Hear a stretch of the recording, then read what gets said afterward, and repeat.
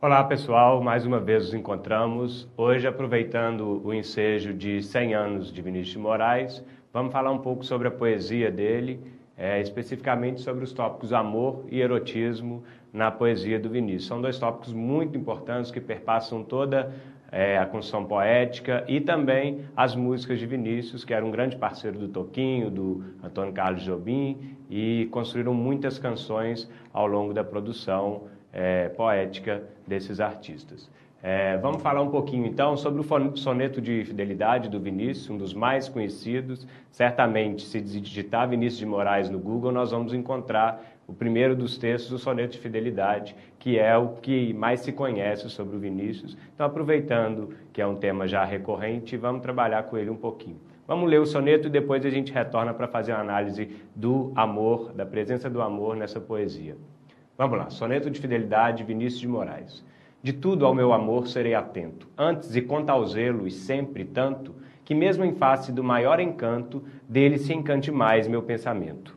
Quero vivê-lo em cada vão momento, e em seu louvor hei de espalhar meu canto, e rir meu riso e derramar meu pranto, ao seu pesar ou seu contentamento. E assim, quando mais tarde me procure, quem sabe a morte, a angústia de quem vive, quem sabe a solidão, fim de quem ama, eu possa me dizer do amor que tive, que não seja imortal, posto que a chama, mas que seja infinito enquanto dure.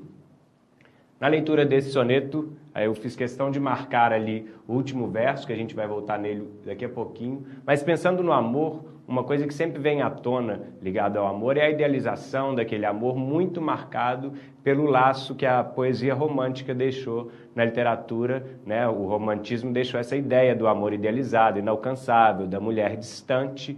E no caso da poesia do Vinícius, a gente vê uma diferença, porque esse amor é mais aproximado em relação à mulher amada, é um amor que ele se constrói até carnalmente, né? Até de proximidade entre os dois seres. Então, e aí quando ele fala de uma infinitude, essa infinitude ela se desmancha daquela ideia da coisa que vai se eternizar, que será para sempre, que será até idealizada, no sentido de que um amor que nunca acaba. Aqui em Vinícius, essa infinitude ela ganha uma outra conotação, porque é uma infinitude que vem acompanhada ali de um verbo, que é um verbo durativo, e não por acaso é o próprio verbo durar. Então é um amor que é infinito, mas infinito enquanto dura. E aí a gente vê como ele se constrói na poesia, então. É um amor que a aproximação é feita através do zelo, da atenção, do encantamento, mas da proximidade, e não criando esse laço distante com a mulher. Então, a gente vê ali com ele que, apesar de esse amor ser infinito, ele não é imortal. Ou seja, ele morre, ele acaba. Ele tem um tempo de duração, um prazo de validade, uma espécie de um prazo de validade. Tanto que, no momento em que ele vai, naquele primeiro verso da última estrofe, eu possa me dizer do amor, ele coloca entre aspas, que tive.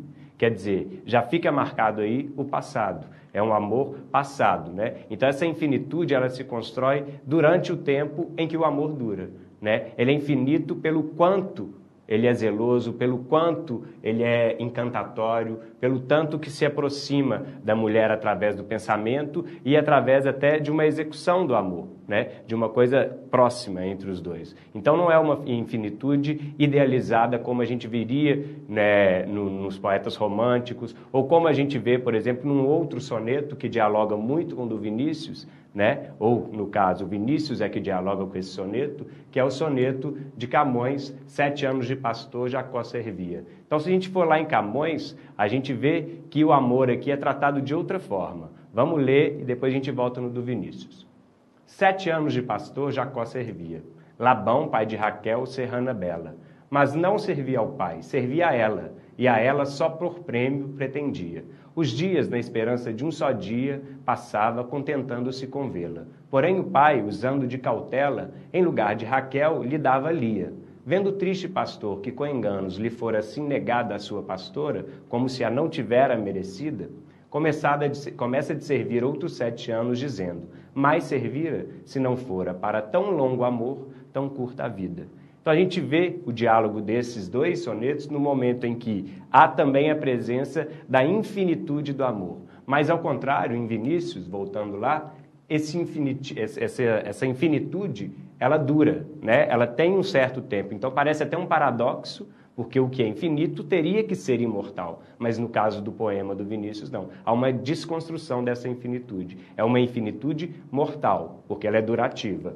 Já no poema de Camões, não. Ele diz que o amor é tão longo que ele ultrapassa as barreiras da vida. Quer dizer, a vida é menor do que o amor. No outro caso, não. Então esse diálogo, por um lado, um amor que é idealizado, né? Tão idealizado que ultrapassa as barreiras da vida. Jacó vai amar Raquel para sempre, ainda que a sua vida seja menor que esse amor, né? E ele será proibido de consumar o seu amor com Raquel. Por quê? Porque Labão, pai de Raquel, ao invés de lhe dar Raquel, lhe dá Lia.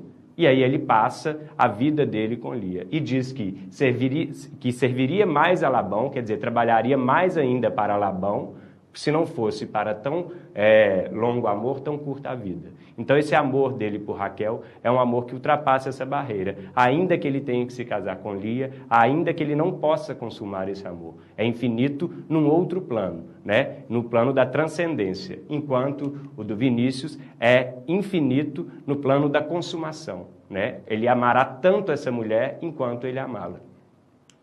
Tem uma outra canção de Vinícius, que é já não mais poema, já é um Vinícius já produtor de canções, produtor da MPB, né? Que é Garota de Ipanema, também, certamente, a obra mais conhecida do Vinícius. Não só no Brasil, quanto no mundo todo. É uma das músicas mais tocadas no mundo, que inclusive competiu durante certo tempo com a execução de música dos Beatles, né? Então, figurava entre as 10 mais executadas no mundo, Garota de Ipanema, ao lado de canções dos Beatles, para se ter ideia da importância dessa canção para a música não só brasileira, mas mundial. Então, Garota de Ipanema, como que o amor aparece aqui e como mais uma figura ainda, que é a presença do erotismo na Garota de Ipanema. O erotismo que também é muito importante na produção do Vinícius, né? Isso fica claro na produção dele, toda vez que a gente lê uma poesia, está aí o amor, o erotismo, a presença da amada, da mulher, né? E Vinícius, não por acaso, foi um poeta que se casou várias vezes, teve várias mulheres. Então, esse amor pela mulher sempre perpassa a obra dele. Garota de Ipanema, a gente tem uma garota que passa pela praia de Ipanema e encanta esse eu lírico que se coloca diante dela, né? No caso, a gente poderia falar que é Vinícius, porque a gente tem referências explícitas de que ele, em um bar próximo a Ipanema, ele via passar uma garota pela qual ele se encantava sempre, e ele e Tom Jobim, então, resolvem produzir uma canção em homenagem a essa garota. Então, os primeiros versos a gente vê ele dizendo: olha que coisa mais linda, mais cheia de graça, a menina que vem e que passa. Mas o interessante, como é canção, esse erotismo, ele não está só na letra. E se a gente fica pensando só na letra, a gente perde muito do que é a canção de fato, que não é só letra, que é também música. Então, por ser uma garota que vem e que passa, para criar essa ideia do erotismo, do balanço da garota, do balanço das ondas do mar ali, criando esse corpo dourado dela, esse sol que se projeta também no corpo dela, da mulher, ele cria uma melodia que é uma melodia também balançada, também que cria esse movimento de erotismo. Por exemplo, olha que coisa mais linda, mais cheia de graça, ela menina que vem e que passa, no doce balanço a caminho do mar. A gente vê, claro, que tem esse erotismo no balançado da melodia também, tentando imitar a garota passando pela praia de Ipanema, né? E aí, quando a gente vê tanto que ele quis colocar esse caráter do erótico, do balançado, do rebolar da mulher, quando ele vai para um momento em que o que está mais em cena não é a mulher e sim o próprio eu lírico, o erotismo da melodia sai de cena. Então, na segunda parte, a gente não tem mais essa melodia balançada, né? Essa melodia que imita um rebolar da mulher. Se a gente escutar a música, a gente vê que é mais um tom de lamento por viver sozinho e não um tom erótico, que é focado na mulher, no balançar da mulher.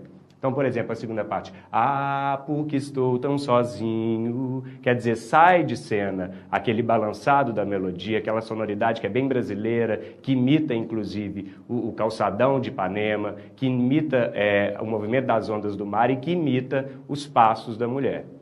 Tem uma curiosidade em relação à Garota de Ipanema, que é em relação à produção da primeira versão dela. Tom Jobim já tinha feito uma melodia tentando mostrar essa mulher passando pela praia, mas era só a melodia, não tinha letra. e Vinícius colocou uma letra, que se chamava Menina que Passa. E aí a letra falava: vinha cansado de tudo, de tantos caminhos, tão sem poesia, tão sem passarinhos, com medo da vida e com medo de amar. E o curioso é que o Tom Jobim recusou essa letra.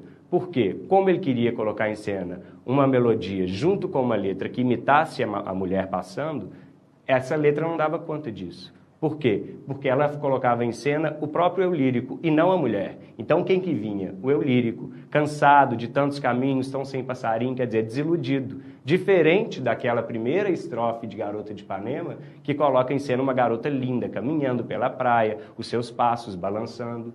Nessa primeira versão a gente não teria isso. Então quer dizer, a melodia não se casava com a poesia. Então a gente vê claramente um projeto estético, uma proposta estética, poética, de criar também na música um laço com o que é da letra, com a poesia. Quer dizer, se há um erotismo da mulher, se a mulher é erótica, se ela passa desse modo, é preciso que a letra e a melodia dê conta disso. Então a gente vê claramente que, como poeta e como produtor de canções, Vinícius de Moraes tinha toda essa preocupação com o tratamento poético, melódico, estético das canções, para que elas não ficassem só na letra, né? Para que ficasse também uma articulação entre letra e melodia.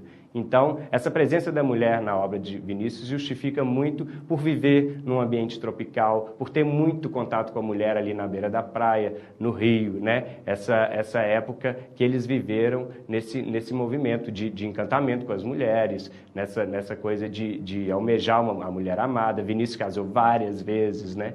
Então, isso aparece muito na poesia dele. A partir desses poemas, a gente pode ser um primeiro passo para começar a ler outras poesias, escutar outras músicas do Vinícius e perceber que essa temática é bastante presente na obra dele. Aproveitando esses 100 anos, é bem possível que o concurso, os vestibulares, o próprio Enem, coloque nas próximas provas poesias do Vinícius de Moraes. A gente fica por aqui, numa próxima conversa a gente traz outros temas.